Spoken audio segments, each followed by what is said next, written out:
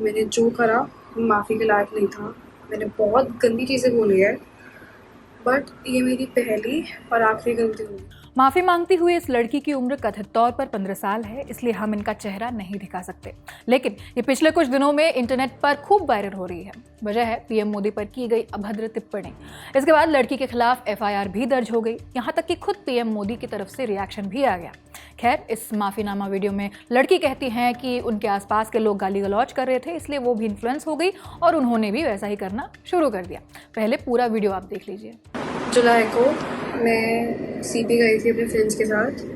फिर वहाँ पे प्रोटेस्ट हो रहा था। मैंने वहाँ पे कोक पी। वहाँ पे ग्रुप्स बने हुए थे बहुत सारे।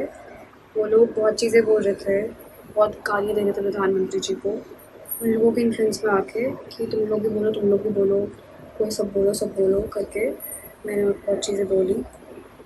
मैं भी मात्र 15 साल की हूँ। मैंने जो करा वो माफ़ी के लायक नहीं था। मैंने बहुत गंदी चीज़ें बोली है, बट ये मेरी पहली और आखिरी गलती होगी। इसके बाद मैं ऐसा कुछ नहीं करूँगी और ना ही वो चीज़ मैंने कभी पोस्ट की थी। मैं पूरे देश से माफ़ी मांगती हूँ। मेरे मैं इतनी शर्मिंदा हूँ, मैं अपनी नज़रें भी नहीं उठा पा रही हूँ। मैं सबसे माफ़ी मांग रही हूँ, मुझे प्लीज़ माफ़ कर दीजिए, प्लीज़। हुआ ये था कि 23 जुलाई को ये लड़की जंतर मंतर पर सीजेपी स्टूडेंट प्रोटेस्ट पर पहुंची थी। तभी धर्मेंद्र प्रधान और पीएम मोदी पर आपत्तिजनक भाषा का इस्तेमाल करते हुए दिखाई दी थी। वीडियो वायरल होने के बाद गाजियाबाद के एक रेजिडेंट ने नोएडा के एक्सप्रेसवे पुलिस स्टेशन में कंप्लेंट दर्ज करवाई। पुलिस ने इस मामले में 0 एफआईआर दर्ज की है। इसमें भारतीय न्याय संहिता यानी बीएनएस की ये धाराएं लगाई गई है। पहला, बीएनएस धारा 352 यानी जानबूझकर अपमान कर शांति भंग करने की कोशिश करना। उसके बाद बीएनएस की धारा 353 1 ऐसा बयान देना जिसमें लोगों में अफवाह या अशांति फैल सकती हो। उसके बाद बीएनएस की धारा 356 1 यानी मानहानि। क्योंकि कथित घटना दिल्ली में हुई थी, कंप्लेंट दर्ज हुई नोएडा में, इसलिए ये 0 एफआईआर आगे की जांच के लिए दिल्ली पुलिस को भेज दी जाएगी। यहाँ 0 एफआईआर क्या होता है उसका मतलब समझ लेते हैं। बेसिकली आप किसी भी पुलिस थाने में शिकायत दर्ज करा सकते हैं, चाहे घटना कहीं भी क्यों ना हुई हो। बाद में ये मामला जांच के लिए उस थाने को भेज दिया जाता है जिसके इलाके में घटना हुई है। यह सिस्टम इसलिए बनाया गया था ताकि शिकायत दर्ज करने में देरी ना हो और जरूरत पड़ने पर पुलिस तुरंत कार्रवाई शुरू कर सके। खैर, इस पर या फिर यूं कहे कि पूरे प्रोटेस्ट के दौरान जिन लोगों ने आपत्तिजनक भाषा का इस्तेमाल किया है उन सब पर पीएम मोदी ने क्या कहा, सुनिए। हाय फ्रेंड्स, आज तो मन करता है बस आपसे ही बातें करूं। जंतर मंतर पर जो कुछ भी हुआ देश और दुनिया ने देखा है। कुछ शरारती बच्चों ने भद्दी भद्दी गालियां बोली। किसी भी सभ्य समाज को शोभा न दे ऐसे शब्दों का प्रयोग किया गया। मुझे तो गालियां दी गई, मेरी स्वर्गीय माता को भी गालियां दी गई। न जाने कितना भद्दा स्वरूप था। लेकिन मैं आज बात करना चाहता हूं कि बचपन में गलतियां होती हैं और बचपन में गलतियों से सुधरने का अवसर भी होता है और यही तो बचपना है। और इसलिए मैं समाज के अंदर जो आक्रोश है उसको भली भांति समझ सकता हूं। एक कल्चरल शॉक है कि हमारी बेटियां इस प्रकार की भाषा कैसे बोल सकती हैं। लेकिन समय है इन बच्चों को गले लगा करके राह दिखाने का। ये गुमराह बच्चे हैं, उनको राह दिखाना हमारा काम है। उनको सजा देना, अदालतों के चक्कर कटवाना, समाज में उनको प्रताड़ित करना, इससे हम परिस्थितियां नहीं बदल पाएंगे। मैं उन्हें माफ करना चाहता हूं। समाज भी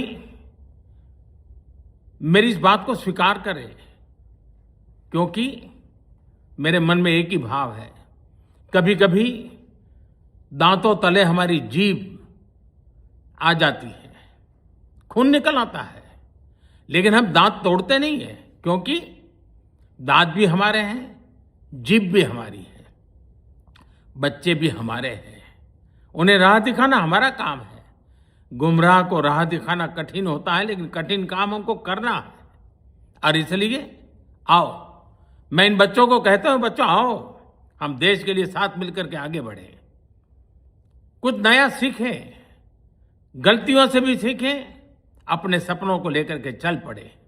देश बहुत आगे बढ़ रहा है, आगे बढ़ने वाला है, और आपका भी आगे बढ़ना निश्चित हो, यही मेरा सपना है।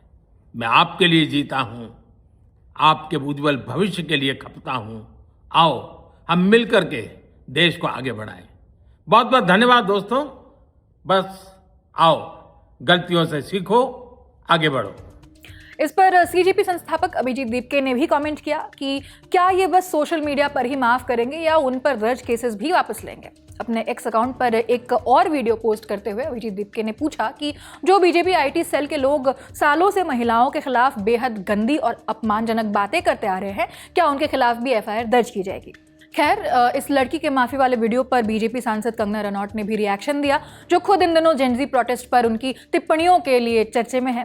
उन्होंने अपने इंस्टाग्राम स्टोरी पर ये माफ़ी वाला वीडियो शेयर करते हुए लिखा, ये लड़की मुश्किल से 15 साल की है। वो खुद कह रही है कि उसने अपनी पूरी ज़िंदगी में कभी भी मोदी जी के खिलाफ कुछ पोस्ट नहीं किया था, लेकिन उस दिन उसके दोस्त उसे वहाँ ले गए और कुछ लोगों ने उसे उकसाकर गाली गलौज करवाया। वो आगे लिखती हैं, हमें अपने बच्चों को लेफ्टिस्ट और फेमिनाजी जैसी विचारधाराओं से बचाना चाहिए। ध्यान दीजिए कि स्कार्फ या बुर्का पहनने वाली किसी लड़की ने ऐसा अश्लील प्रदर्शन नहीं किया, लेकिन हमारी बेटियां आसानी से दूसरों के बहकावे में आ जाती हैं। ऐसा क्यों हो रहा है? एक समाज के तौर पर हम कहीं ना कहीं असफल हो रहे हैं। हमें आत्ममंथन करना चाहिए और अपनी बेटियों की सुरक्षा करनी चाहिए। इस खबर में फिलहाल इतना ही। जो भी अपडेट्स आएंगे इस खबर से जुड़े हम आप तक पहुंचाते रहेंगे। मैं हूं आकांक्षा गोगोई, कैमरे के पीछे उदित है। आप देखते रहिए ललन टॉप। शुक्रिया।